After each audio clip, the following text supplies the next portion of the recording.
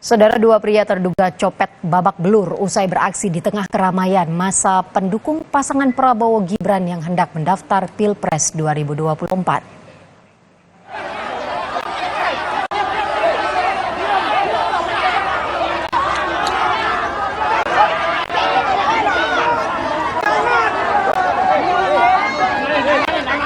Dua pria tak dikenal ini langsung menjadi bulan-bulanan massa saat aksinya dipergoki korbannya.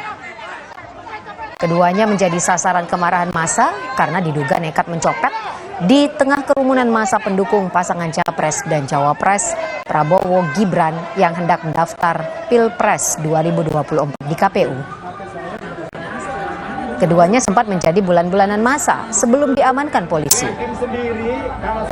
Untuk menghindari amuk massa, kedua pria itu langsung dibawa polisi ke Polsek Metro Menteng.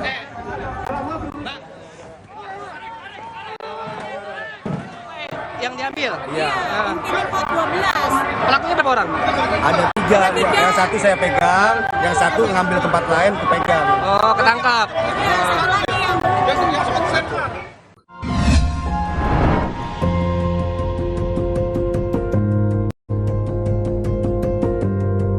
Kompas TV, Rumah Pemilu.